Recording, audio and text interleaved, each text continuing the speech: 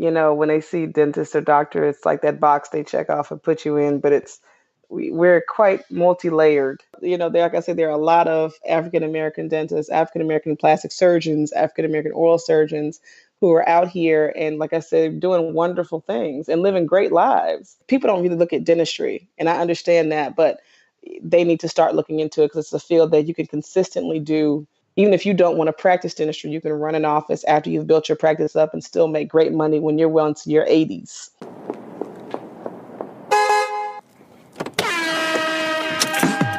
Hey, this is Raina Campbell, your Chief Dream Driver, and welcome to the No Parking Podcast, where through conversations and discussions with creators like yourself, we'll find interesting approaches to help you take your dreams out of park, put them in drive, and ride towards success. Hey, Dream Drivers, welcome to episode 150 of the Dreams and Drive podcast. Today, we are going to be chatting with Dr. Bristol Williams, who is a periodontist, dental implant surgeon, a dynamic entrepreneur, speaker, and all-around boss.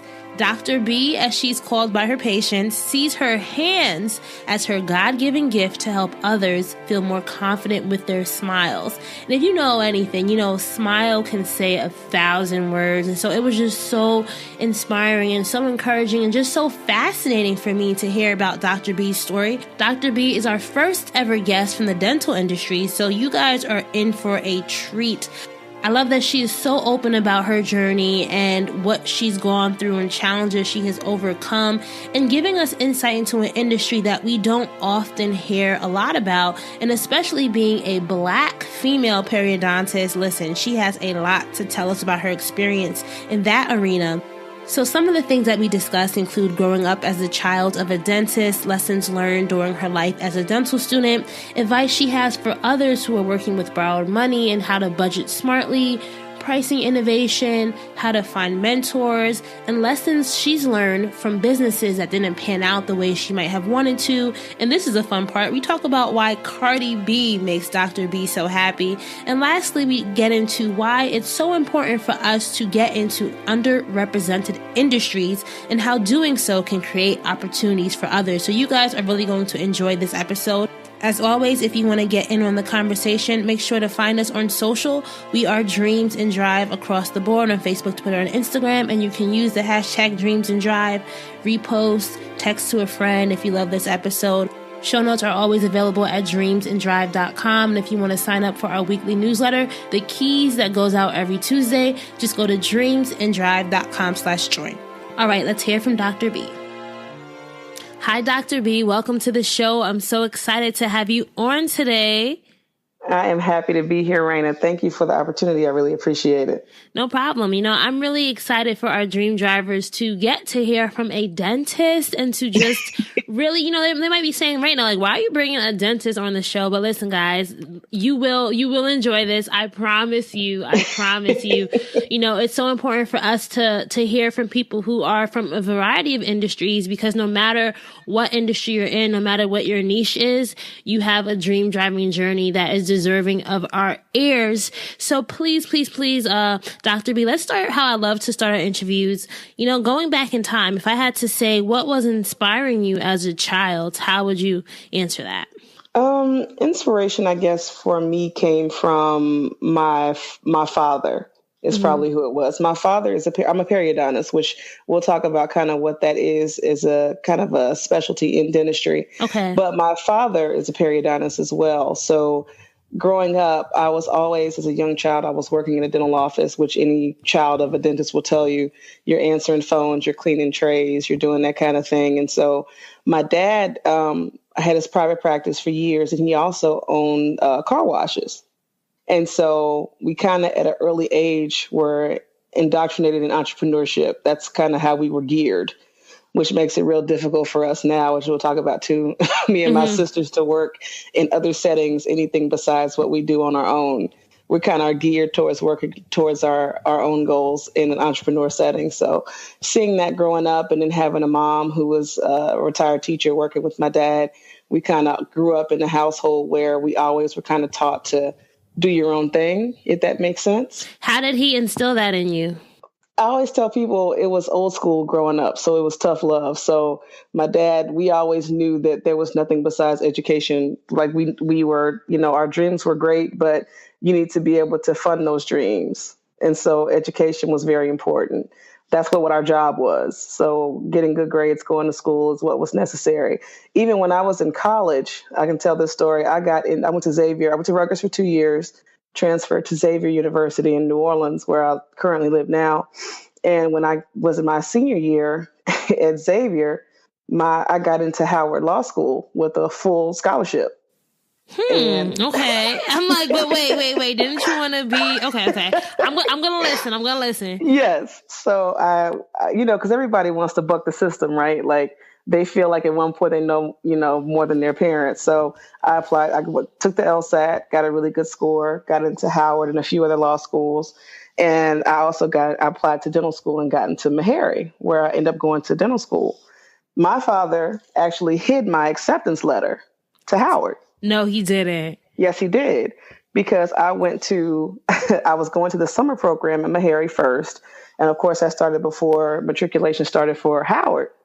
And so when I got done with my summer program at Meharry, my dad gave me the letter and he was like, you can decide where you want to go. If you want to go to dental school, you want to go to law school. But he said, but there are a lot of lawyers in the world. And he said, not as many dentists.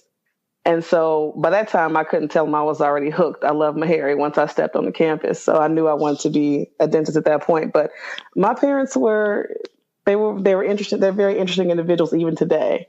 How they kind of see things. And so they wanted me to do something that I knew I could kind of find my own way in. And that's what I've been able to do in dentistry.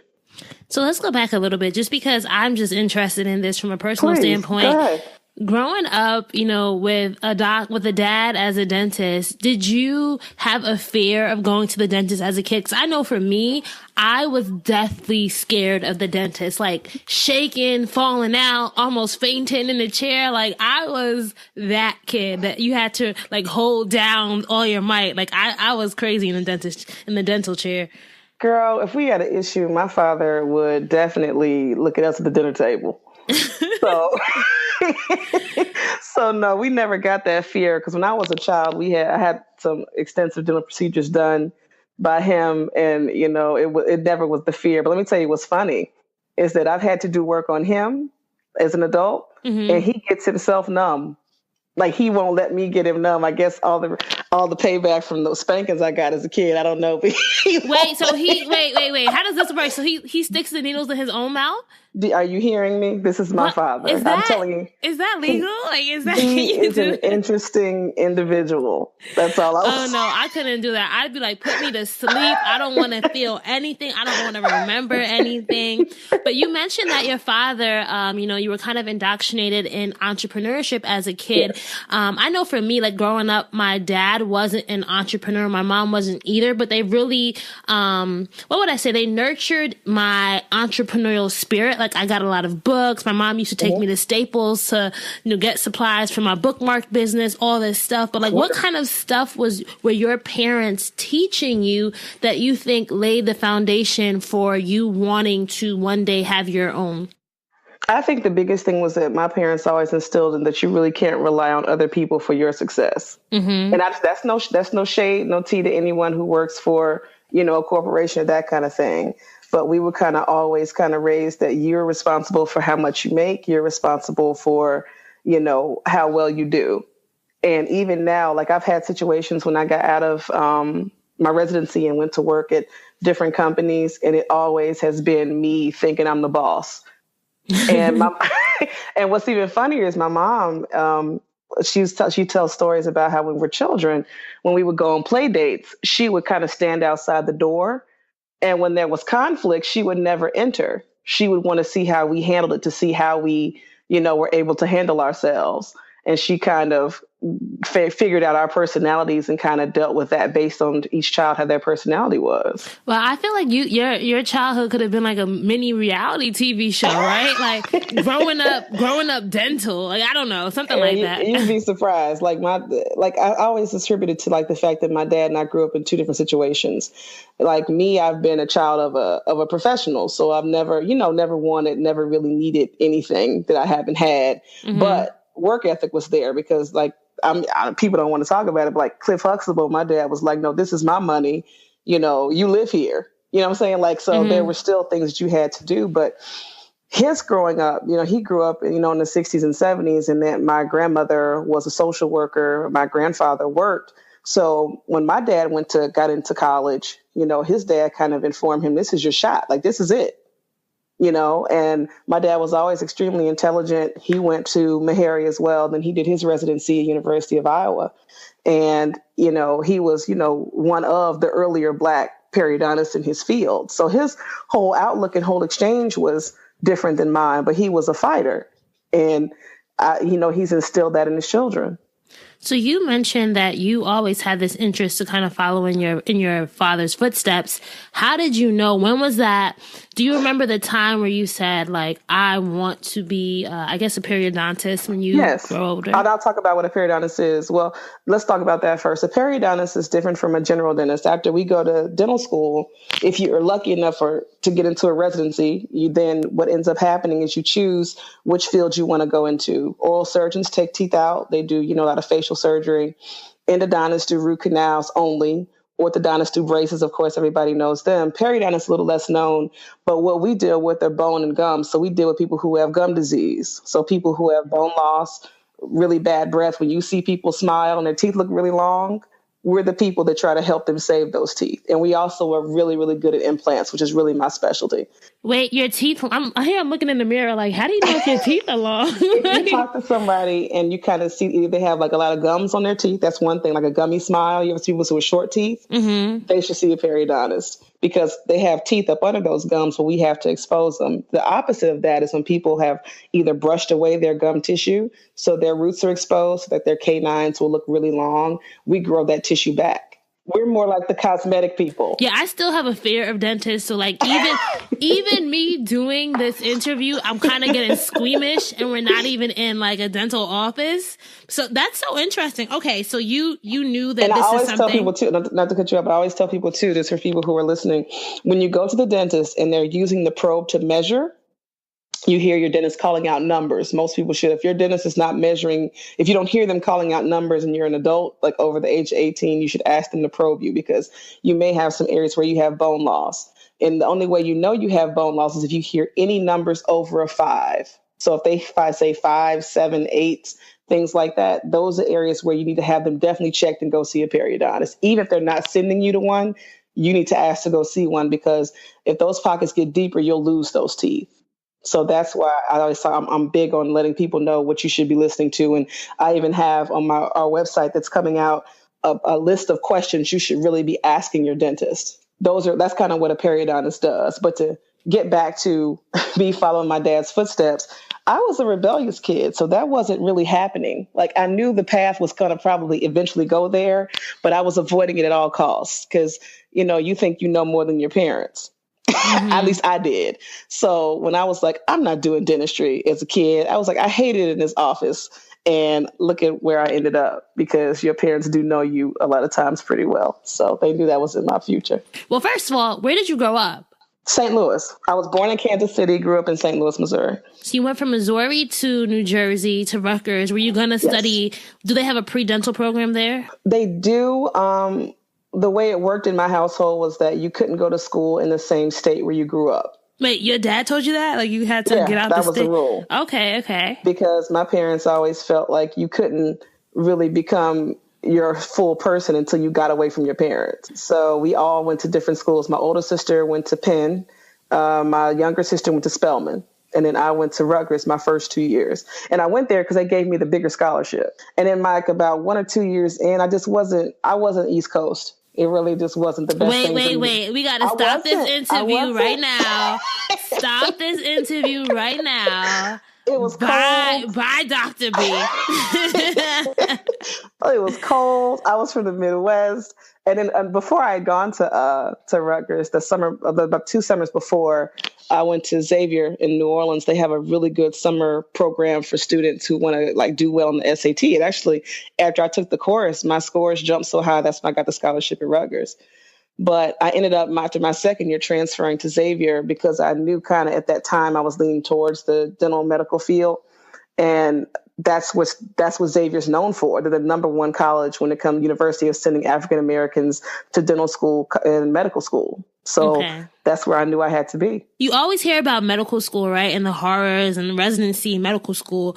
But what was it like being a Black female legacy medical student?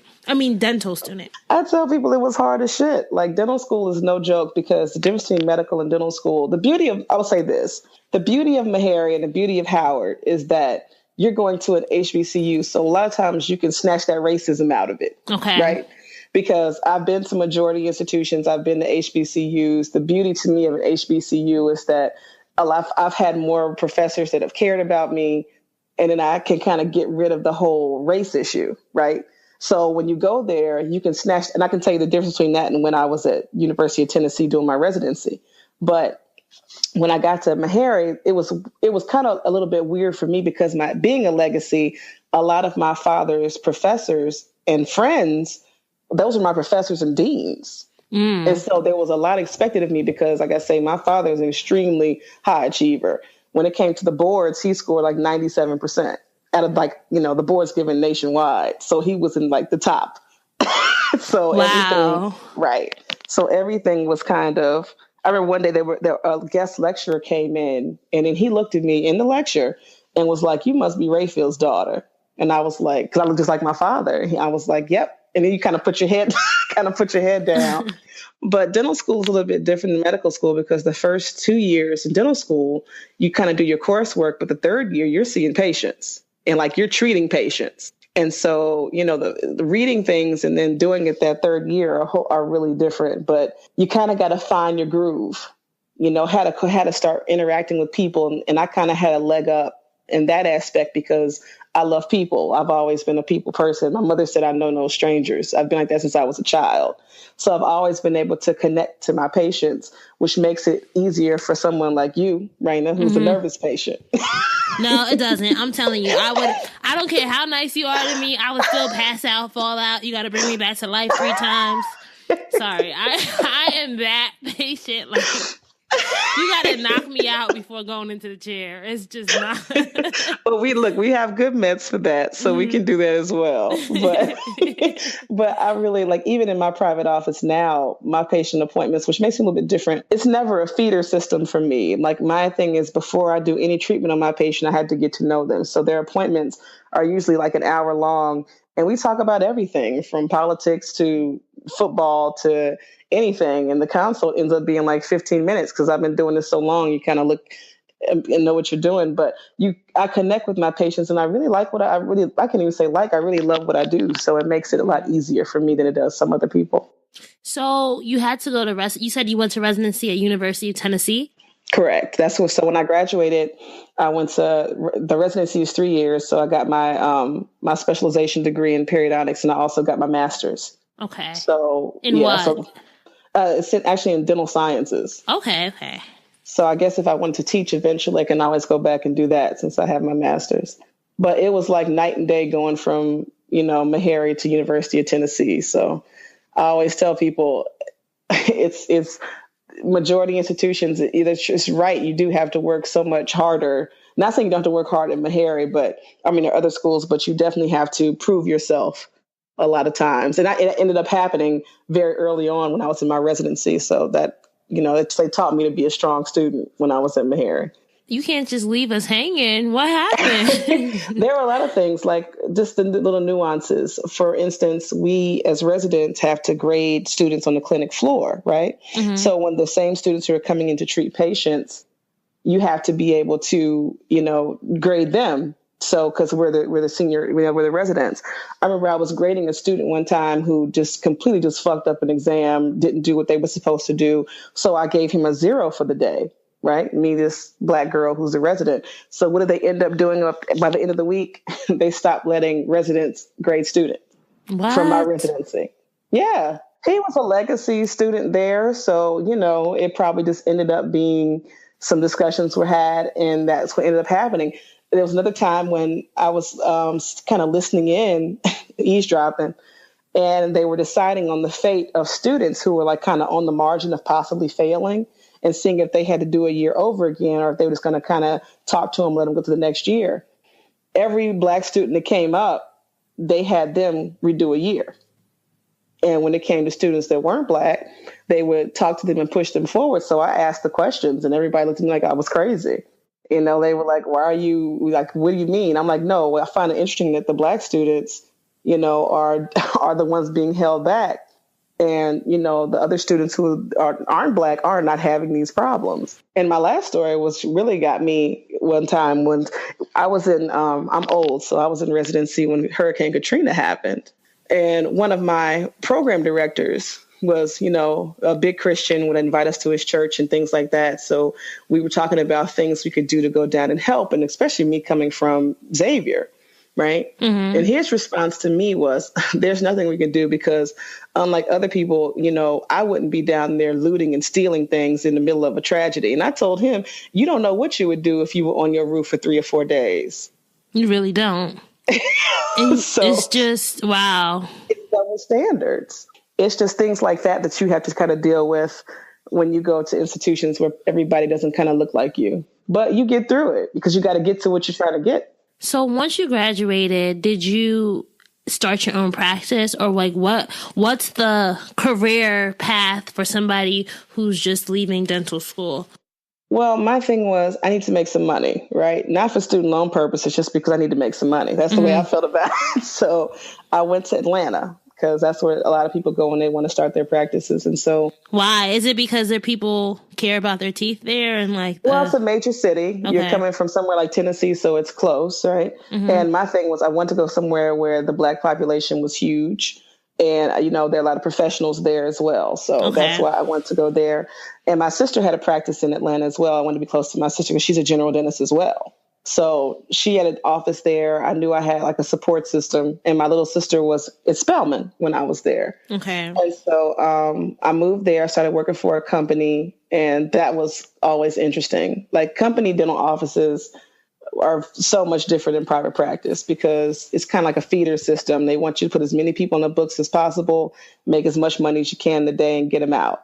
So they were having issues with me because, I want to sit down and talk to people. So that didn't quite fit in the mold. But I worked there for a few years because the money was good. And then eventually in 2000, I was there in 2007 is when I first started with the company. And in 2009, I went into private practice. Okay, so let's flash forward to those private practice days. Yes. What were the biggest challenges that you faced, right? Because we think about entrepreneurship with starting a business where we're selling a product or a service, but we don't necessarily think about like doctors or dentists as being entrepreneurs in the sense, right? So what were the biggest things that you had to navigate during those times? Using my own fucking money. Oh. I don't believe in banks. Okay. And I mean, you have to have equipment. You have to have a lot of stuff, right? Using my own capital. Money. Okay. Yeah. I am a huge, I know people will tell me I'm crazy for this. My finance people always tell me I'm crazy. I'm actually just opened up a second office here in New Orleans, all with my own money. I do not believe in interest rates. I just don't. So no loans, nothing? No. Okay. I believe in working hard, saving your money. If you have to scale down and just keep kind of put away. But I'm also in a profession where you can do that. Let's be clear. Dentistry makes dentists make a lot of money and periodontists make even more than that. So I always say that I don't say it to judge people. I just don't like paying banks back. I've done it. I don't even like paying my student loans back, but it's something you got to do. So what I did was I was putting money away the whole time while I was working. So when it was time to open up for myself, I was able to spend the money and kind of get things going. And I was coming from a practice that that I ended up taking over had already kind of been established. The doctor ended up moving to a different area. So I had been seeing those patients because I was working there while I was working for the company too. So I ended up being able to see the same patients and grow that practice. Okay, so it wasn't necessarily like you weren't necessarily like starting from zero. You had this baseline you're starting from. Okay. And then I'll talk about starting from zero when I came to New Orleans, because I had another office in Atlanta. I had ended up moving from one office to another. And then my lease was up at that office, but I had been kind of traveling back and forth, and I always knew I was going to move back to New Orleans. I just didn't know it was going to be this soon. And so when my lease was up in Atlanta, I kept saying, I don't think I want to stay here. Why not? Atlanta's like a really good club. Eventually, it is. It's like eventually you have to know when it's time to go home. Are you getting too old for the club now, right? It's like 11 p.m. Like, all right, I gotta go. Right. And so, like I say, even with that, Atlanta still is a great city. Like it's, I guess, because I'll tell you, I actually end up doing some transition work, and I still do some work in Atlanta because it is a great city. But I ended up moving here in New Orleans around 2012, 13. I was working with a general dentist here in the city, and then I opened up my own practice, and we went from nothing to where we are now, which is we're on another location I opened up a multi-specialty office, which is general dentist, and we do everything there. So we have endo, we do braces, we do implants, the whole nine. And it just has been a wonderful journey. Going from nothing to seeing how much you can do and how many people you can help is just something amazing to see. So let's rewind a little bit because, I want to play devil's advocate just a bit. I want to assume that not everyone is able to launch their own practice or start with like not having loans and using their own money. What advice would you give to that person who may have to take out a loan or may have to borrow money in order to get started? I always tell people this: don't let other people influence how you should open and run your office. When I say that to say this.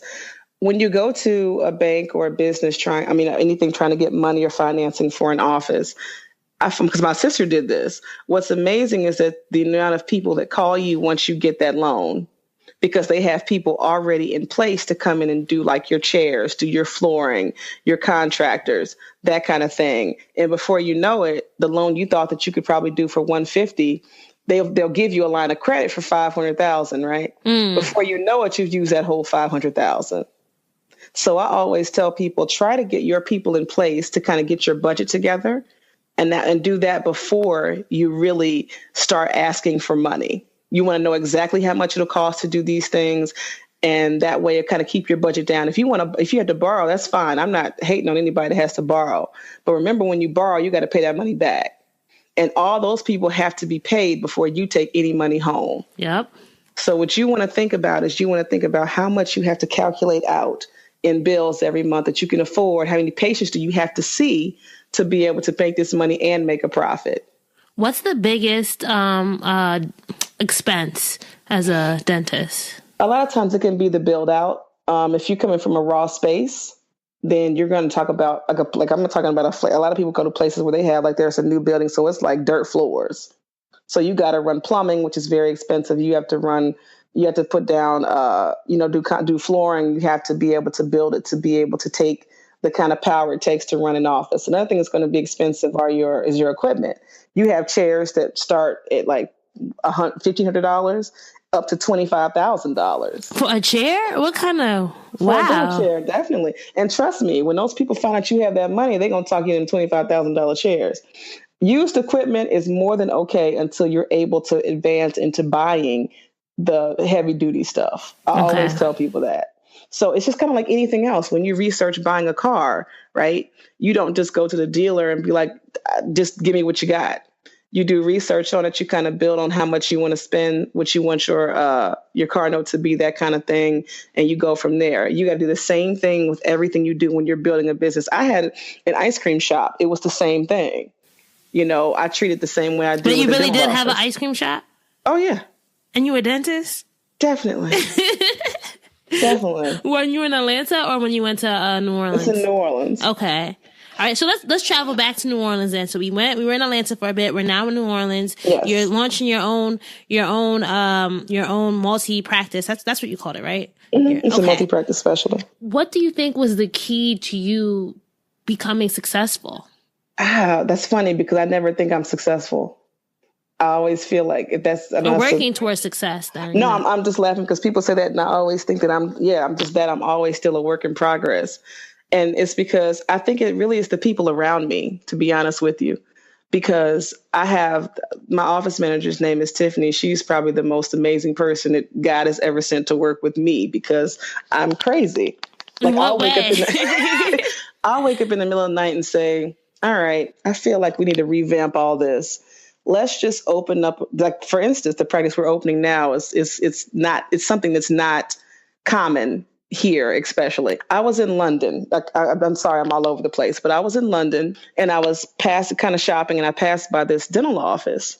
And I was like, this is interesting. Let me take a look. So I'm always looking at dental offices when I'm, overseas or whatever. This dental office had all of their pricing, everything you can get done up front, like it was a McDonald's menu. So there was no question about what you had to pay.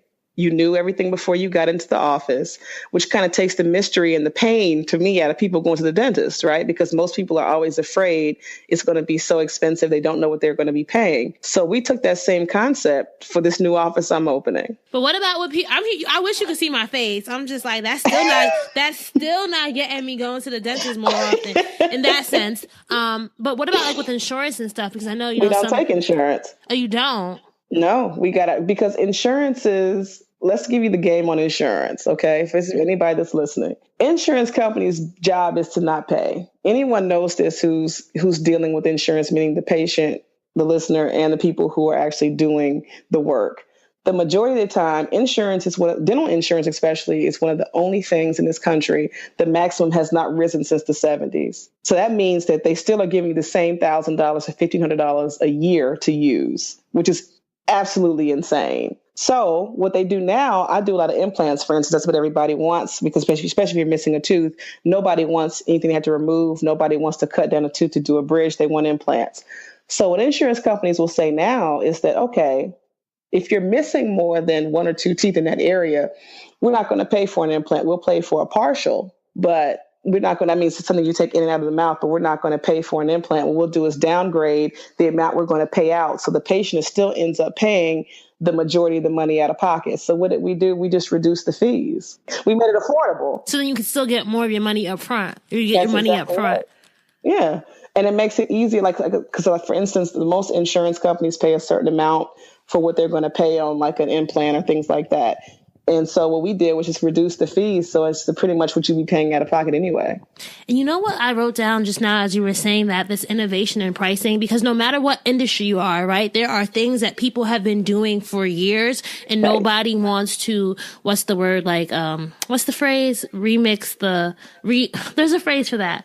Like nobody, you know what I'm saying? Like nobody wants to like shake up things, right? Oh, it's a problem. And that truly is, because you can make more money if you're willing to take a risk on challenging the norms, right? Because everyone's so used to just like scrambling to find the dentist that fits with their provider, but then still having to pay out of pocket for whatever procedures they're getting. That's exactly right. Yeah. And when you do this for so long, you kind of get an idea, especially of your community, on what people can afford without breaking them. My thing is there's so many ways to do dentistry without breaking people, and everyone can get the kind of work that they need, and you can still make money. That's the whole thing. It's like everybody, that's what it's all about, is you want things to be affordable for people. So that's kind of where we are with it. And that's affordable without, diminishing the quality of the work. And what's your patient market like in New Orleans? Like, who are you serving mostly? Let me tell you what's funny. So my periodont office is mixed. It's mostly, older people who are looking to save their teeth, who have implants. The new office I'm opening is Spanish. It's all Hispanic. Everyone who works at the front desk is Hispanic. We advertise on Hispanic radio stations. It's definitely Hispanic driven. It's in a Hispanic neighborhood. Do you ever get any flack when they know it's owned by a Black woman? We'll see. Okay. As of right now, like I said, it's newly open. Right now, the answer has been no. But I think that's so interesting, right? Because I've always thought about this. Like, sometimes I feel like we as African American, Black women, Black people, whatever, right? Like, it's like we can sometimes contain ourselves to a niche where if you are focused on a niche, like let's say you only serve Black people, right? Yeah. Whatever, right? That's all right. But I sometimes think that some people think that that's the only market they can ever cater to. Oh, you're 100% correct. Like it's all right. Like even for me personally with this podcast, I mean, when I started out, it just so happened that the majority of the people who were listening were, you know, Black millennial women, right? But my personal goal is not to only ever cater towards that audience, because I know that my voice can be impactful to, you know, lots of other types of people listening to the show. So I just want you to talk about this whole idea of really not necessarily playing in your niche and finding new markets no matter what, you know, they say you should be catering to. Yeah, because, well, for me, it was kind of like a no-brainer. One of my, I have an office manager named Tiffany, and then one of my other right hands is one girl named Hannah. She's a Tulane student who's actually got her PhD, and she's from Florida. I mean, she's from Florida, and she speaks Spanish, and she's Caucasian. She's married to a guy from Paraguay, and we were talking maybe 2 or 3 years ago. And she was saying that when she was doing her interviews with the Hispanic community, their biggest, the service they felt they weren't getting the most was dental care. And I kept saying, but that's so crazy. Like, and it seems like this where we have one of the highest populations of Hondurans in the country. And so just talking to her about this, she would have friends who would come to the office. Some spoke English, some didn't. And I was finding that there was a need for this because just like, right, let me just be clear, when you're Black and you go into an office where the majority of the people are Black and it's great service, you feel comfortable, right? And you want to spend your money and you're happy to be there. That's a thing. You know, like I say, it's always great to support Black businesses, but it's even better when the business is great and they happen to be Black, right? But what we did with this office is that it was kind of the same concept, but for another minority group. My thing is, what if you want to go to an office where, especially if you speak Spanish and your mother speaks Spanish, and you go to an office where no one speaks it, what they're going to do, you still have the same questions anyone has when they go to a dental office. Like, what are we getting done? What's the cost? What's the procedure going to be like? So what I did was just open an office for people who do speak Spanish, who may not speak English, and everything can be translated. They have people in the room with them at all times who speak their language and can make them feel comfortable. Because I feel like that's what everybody wants at the end of the day, is to feel comfortable.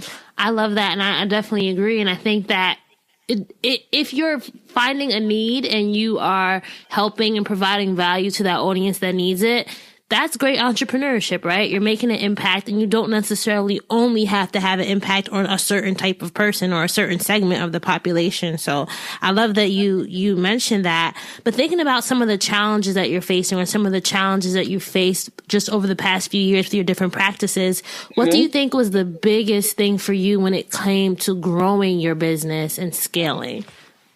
Growing my business is always realizing that there are only 365 days in a year, because I'm ambitious when it comes to a lot of things, like overthinking, over believing what I can get done in the course of a year. Like, by this time, I was supposed to have my house built. I was supposed to have this other office open. I have another location to have a space that's rented and it's empty that was supposed to be open. And all we've been able to do is get this office open. And I can't be hard on myself because things aren't happening in the timeline I feel like they should happen in, if that makes sense. I've had to learn to, listen to God and be okay with having to relax. And kind of when I gave it up to that, and it kind of was like, oh, this is how it's supposed to happen, it made my life a lot easier, because I'm kind of set these goals for myself that just are unrealistic. Who do you go to for mentorship? Because I know, you don't have all the answers. So, like, how do you get help when you're facing problems that you may not know how to navigate? It's really probably still my dad and my older sister, to be honest with you, and my younger sister. My younger sister's an attorney, and so she sees things. She went to law school. Yeah, she did. So she sees things from a different perspective. And so a lot of times I have to get out of the two dentist heads, right? And I had to talk to people. One of my best friends is a psychiatrist, so I'm able to talk to him about things too. And my other good friend is a pediatrician. So we're kind of getting a full realm of everybody kind of giving their input. And it has to be people. To me, you get mentorship from people you respect, right? It doesn't matter the age, the group, what they're in. If you respect their opinions, then you kind of can bounce ideas off of them. And I think the group of people I have around me, I love, because they never tell me no. Like my parents have never told me no on things that I thought I could do. That's so important. So yeah, important. It is. Because if that's like, my sister laughs at me all the time. My little sister, she is a millennial. I'm a year out. So I was born in 79. But she says, you're not a millennial, but you think like when you never think anything is going to fail. She's like, you open offices, people ask you about, where's your business plan? Where's that? And you look at them like they're crazy. I've never written a business plan out. Has that ever been to your detriment, or has it always worked for you? Like I always say, it really has pretty much worked for me because I always put the work in. Like the only reason my ice cream shop closed is because it was me and two other partners, was because I made the ice cream. And how were you making ice cream in the dental office? Let me tell you, taking my grandmother's recipe, and people loved it. It was just that it was so hard on me to do. And so I couldn't do that and be able to kind of effectively run my office. So I had to end up giving something up, and it ended up being that. But like even that, I feel like it wasn't like people always say, well, about failures. I feel like when you go into business, you never have a failure because you always learn things from, stuff that you've done. So you never have a failure. You always take those lessons and you move them on to the next thing. You can't get defeated because things don't turn out the way you think they should. I definitely agree. And I think that everything's a learning moment, right? Or an ability to pivot, because I bet you there's something you learned from running that ice cream shop that you've been able to apply to your life now. Oh, definitely. It's like I would say the biggest thing I learned with that is that, you have to take your time. Like you have to take your time with things. And especially if you want them to be right. Because like some days, because like I say, when you make ice cream, if you make a custard, it has to sit. You have to come back and then process the ice cream. If I had a bad day at work, I would come through and rush it. Girl, that shit would be so messed up. You couldn't even serve it. So you'd be like, okay, we're not going to have this flavor this week. And people be like, where's my favorite? Where's my caramel ice cream?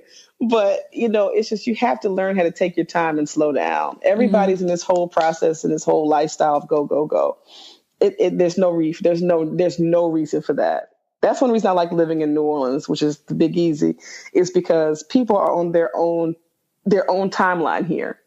Like I even do work in Atlanta. A good friend of mine has an office there. She just opened, and I do a lot of her surgery work and her implants. And when I go to Atlanta, I always feel like I got to get in a whole different mode because everybody's go, go, go. Right. And so when I come back home, I have to decompress and kind of get back into, the regular slow-mo mode, which works better, I think, for a lot of people. So tell me about your work with women who are survivors of domestic violence. Right. Let me correct you. It's women and men, which we found out. Oh, wow. Oh, yes. what? I'm thinking when you said men, some men really do face, like thinking about teeth, women can be kind of violent towards men, but it's not something that we talk about, right? And men on men. Because my first client, his boyfriend it was a domestic issue, and we had to do some restorations on him to repair his mouth.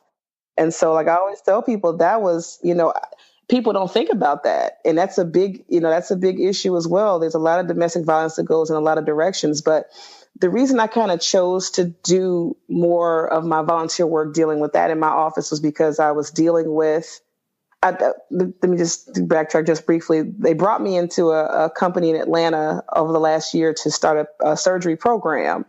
And so when I was there starting the surgery program for them, I came across a woman I was working with, and she was upset, and we were talking, which is part of that hour-long consultation I like to do. And we were talking, and she told me that it was New Year's Eve about 2 or 3 years ago, and she was leaving a party, and a guy jumped on her, just a random guy. What? Ended up knocking her teeth out in the front, and she was in the hospital. Luckily enough, the police caught the gentleman, and they put him in jail, but they had a policeman's fund, and they used that to pay for her to get teeth. Just talking, she had not been to work in over like 9 months. We were talking about it, and I made her make a promise to me that once we even gave her temporary teeth, that she had to go back to work the next day. She promised me. We had a long conversation. We did some work on her, gave her some temporary teeth to wear, and to see people smile when they haven't been able to smile in a long time makes a huge, it's not even warm in your heart. It's an amazing thing to see. And we don't even think about how much like your smile is that gateway to a lot of things, right? Yes. I think that was something that even said that people who have missing teeth make less. Really? Than people, yeah. It's like an economic thing. They even make less than people who, have their teeth, especially in the smile line. Yeah, that makes sense because, the only people who we think are cute who don't have teeth are kids, right? It's exactly. Like once you get an age and you don't have those front teeth, it's like, listen, just don't open your mouth, So it's like things like that it's just so amazing to hear how you're able to help men and women who are suffering through this. Yeah. And it's like to do that kind of work on people made me, the way I felt and the way she felt made me say, we need to explore this a little bit more. So this year, especially, we're concentrating more on we're teaming up with some groups here in New Orleans. And then we're going to be dealing with that with men and women, again, who have dealt with domestic violence, probably doing a case or two a month, trying to restore them to what they used to be. So, okay, this is taking a lot of courage for me to ask you this because I'm getting squeamish here. Could you explain to our listeners a simple procedure, what are implants versus just a little bit, not too much because I might get too much. Like I say, my favorite procedure, which I've been doing for a long time, and what I don't toot my horn, but I will. I'm really good at are dental implants. Mm-hmm. Dental implants take the place of a missing tooth, and so people, when they hear implants, they always think I'm giving them an entire tooth back. If you take a tooth out, right, you have two parts to a tooth. It's the part you brush, which is the crown, and the part that's in the bone, which is the root. My job is to replace the part that's in the bone, which is the root. That's what an implant is. So we make a space for it, put the implant in. It takes about 3 months for it to heal. And then we're able to come back and then put a crown on there. There are probably a lot of people, who got implants done. I can give you an example. Nene Leakes got them done. Because remember back in the first season of Housewives, and even Sheree made a joke about her not having any back teeth. Oh, she did it? Yeah, she was missing a lot of her back teeth, which a lot of people are. If you smile and you get that side tooth missing, go get an implant. Just stop being tragic. We see that space. But that's what she had done. She had implants placed to give her that full smile. How much do they normally cost? Implants can cost, they range. So implants can range about $1,800 for the implant. The whole implant and crown can be about $2,000 to $3,000. But there's some people that do them for $1,800 for the whole thing. So you just kind of got to look around and kind of see. I always tell people you want to kind of make sure, though, that you're dealing either with a surgeon, either an oral surgeon or a periodontist when you get your implants done, because a lot of general dentists do implants now. They take a course, but a lot of us who have been in specialties, we've done this for 3 years before we're able to go out and do implants. So we do 3-year courses. So the residency is a real 3-year intensive on things like implants. That's why I always tell people you might want to start looking for a specialist when it comes to doing implants. So what's the difference between, because in this whole social media, influencer, YouTube, everyone's getting veneers now, yes. Right? Yes. What's the difference between veneers? Okay. Veneers are coverings for the front of your teeth. Okay. So there are 2 ways to kind of give you that Hollywood smile. And that's either with veneers or crowns. Veneers just cover the front of your teeth. Crowns cover the entire tooth. So the front and the back and the part you chew on.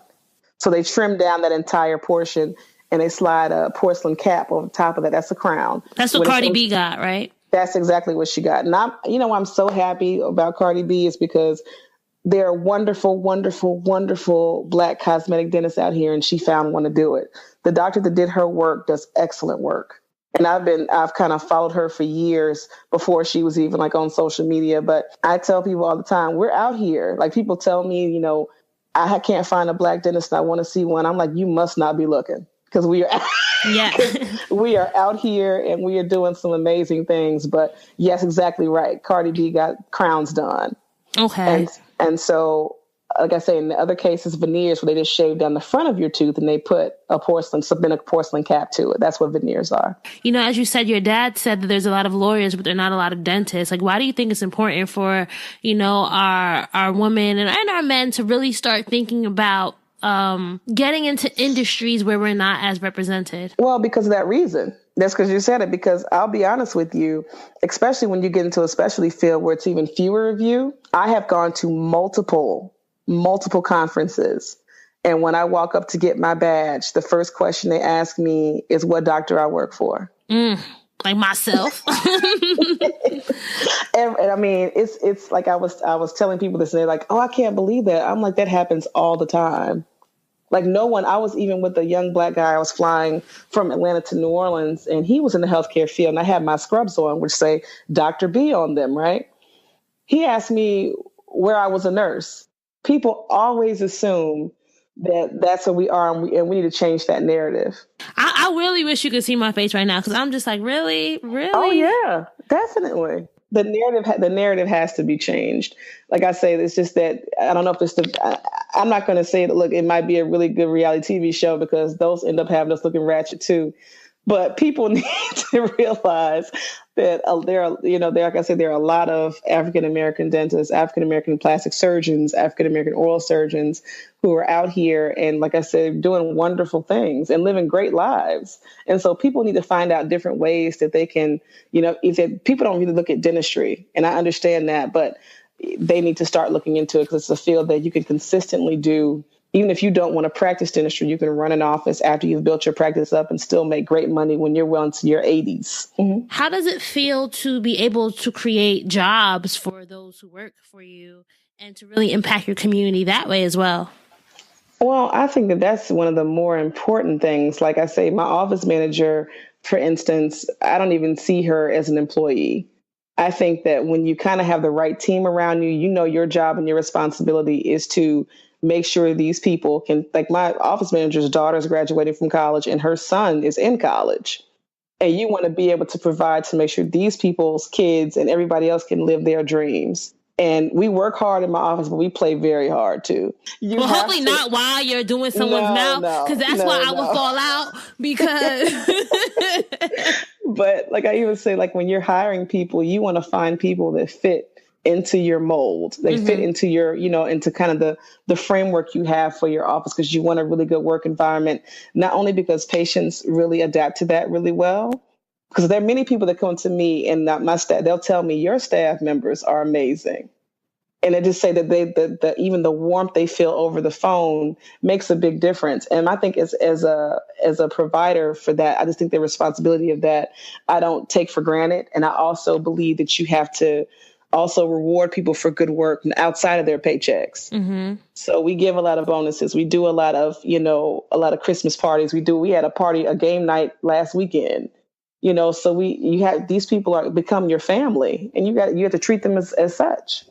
And that's how you also get people to continue to do good work, right? People want to feel like they're part of something bigger, and they want to feel appreciated. And when you're also able to help them with their own personal and professional development too. So if you help groom somebody and you help push them, you help them really live up to the potential and really push themselves in that way, they'll return that, and your business will grow as well. Yeah, because there's nothing, like I tell people all the time, there is not anything that I could do without these people.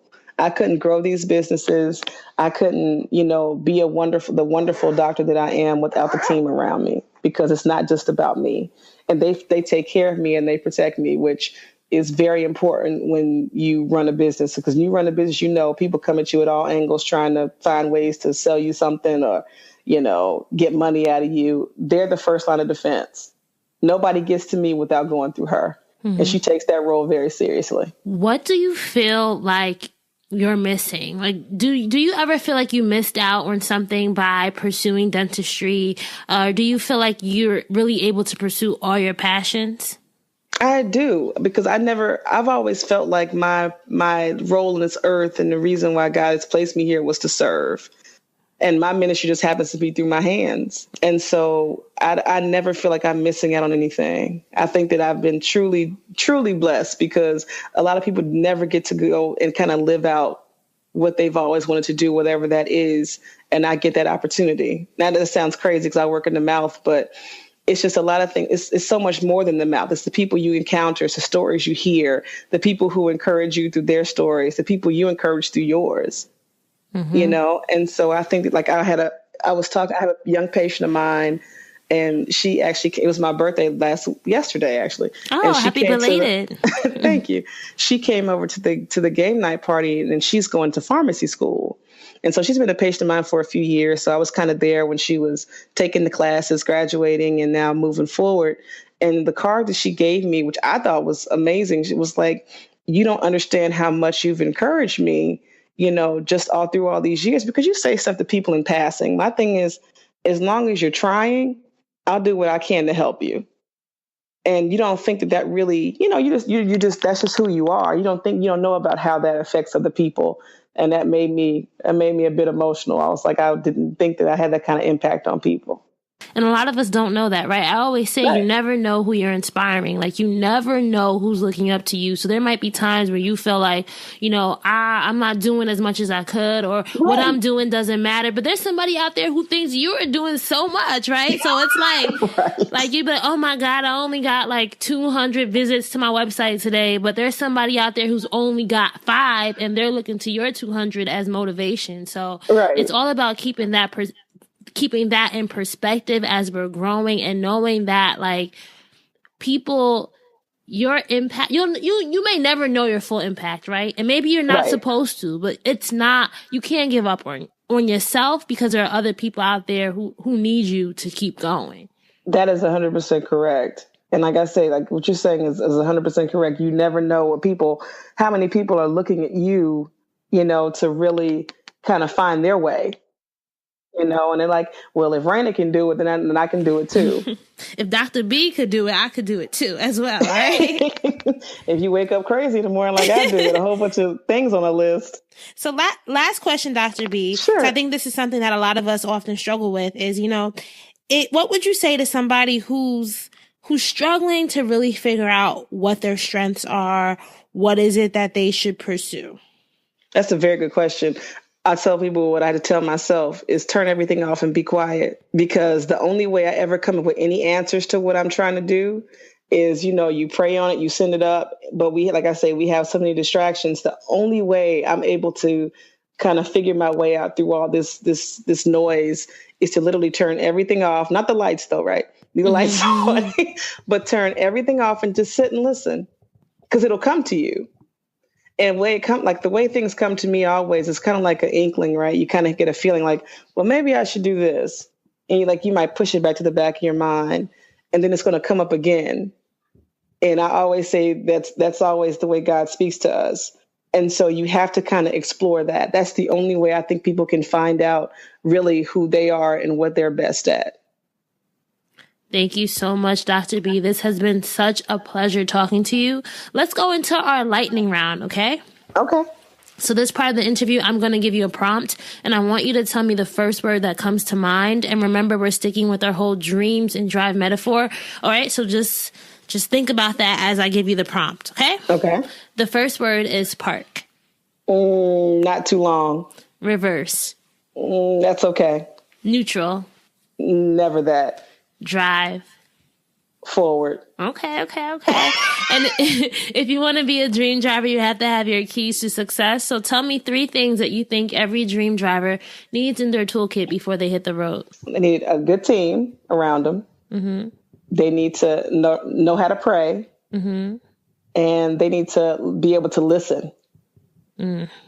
That's so important. That listening, right? Right. It's funny I say that because I think a lot of times, I even mentioned this on a previous episode. When I first started my podcast, I was doing it for me. Like, it was selfish, right? It was like, I want, no. Wait, let me tell you the rest of it. So I was doing it for me because it was like, oh, I'm going to interview people that I want to interview, right? I'm going to ask them the questions that I want to ask them. And I wasn't necessarily thinking about my audience and what they wanted to hear or how this would be of use to them. And I had to really think about, like, what's the overall mission that you're doing here, Raina, right? Like, are you just building this for your own selfish reasons, or do you really really want to help people.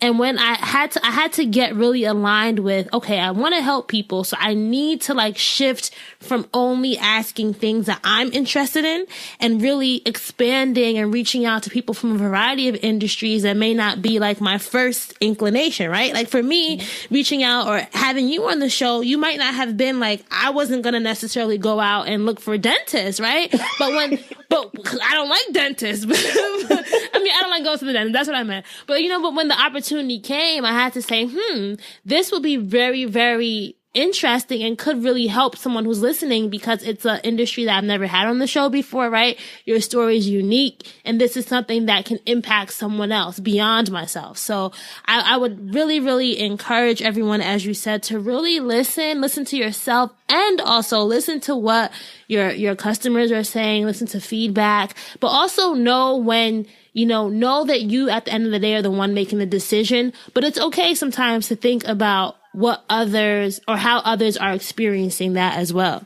Right.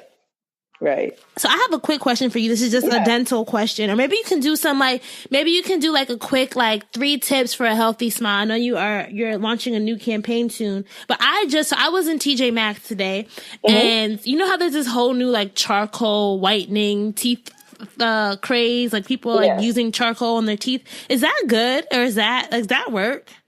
I mean, yeah. Or the oil pulling and the whatever. My thing is, this is going to sound funny. I feel like everybody's trying to avoid going to the dentist. And I'm being honest with you. I think all that is well and good if you do that in your 6-month checkups. Okay. The oil pulling is fine. The charcoal toothpaste is fine because people don't want to spend the money on whitening. And I get it. But there's certain things that professionals have to do. We got to check those gums out. We got to make sure you don't have any recession. We got to make sure that we don't have any leftover plaque that's turning into tartar on those teeth. There are certain things, I always tell people, root canals end up being a part of neglect a lot of times, meaning you had a very small cavity that was a pinpoint at one point. And now if you were told about it and didn't get it looked at or didn't get it worked on, it's going to end up being a whole lot worse.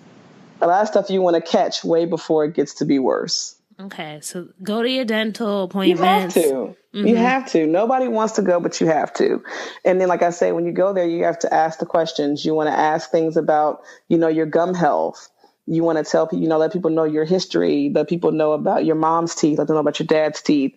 You want to talk about your full history the same way you treat your medical history.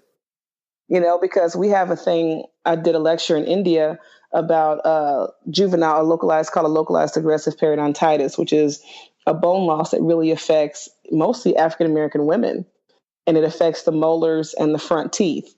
A lot of times, if we catch it early enough, this can be reversed without doing any kind of surgery. But when it gets to be, 16, 17, your dentist has not checked for these things. They're not checking for bone loss on the x-rays. You're at 18 having to get teeth taken out. Wow. So, like I say, a lot of things you want to catch early on, which was very funny giving that lecture in India because they have no Black women. So, and that was the start of my lecture, was that you all will never see this. And they all just busted out laughing. Yeah. But, I'm still looking in the mirror do I have long teeth? I don't think I do. All right. Well, thank you so much, Dr. B. Can you tell our listeners where they can find you online, or if they, want to learn more about you, where they can get more information? Sure. The website will be nolaperiodontics.com, which is NOLA. Periodontics is periodontics.com. That'll be launched, I believe, this week is what we were talking about. And then Instagram, of course, which is Dr. Bristol Williams. So Dr.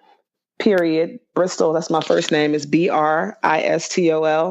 And last name is Williams, and it's all one word. So Dr. Bristol Williams.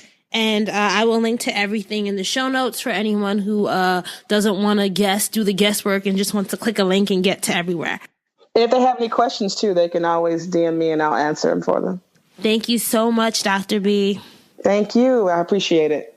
All right, so that's a wrap for episode 150 with Dr. B. I hope that you enjoyed hearing about her dream driving journey as well as her keys to success. If you love this episode, the first thing I'm going to say is make sure that you are subscribed wherever you're listening. Just hit that subscribe button so that you get notifications every time we have a new episode.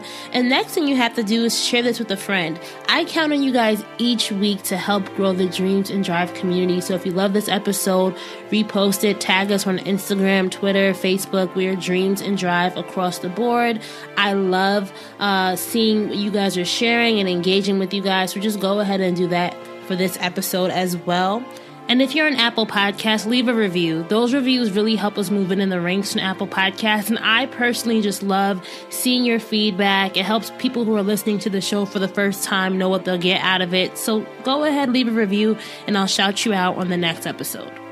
Our show notes for this episode are available at dreamsanddrive.com. And if you want to join our weekly newsletter, The Keys, and get that every Tuesday, just go to dreamsanddrive.com/join.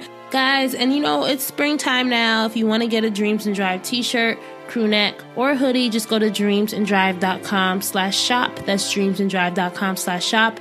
And you can use the code DRIVER up until May 19th to get 10% off your order.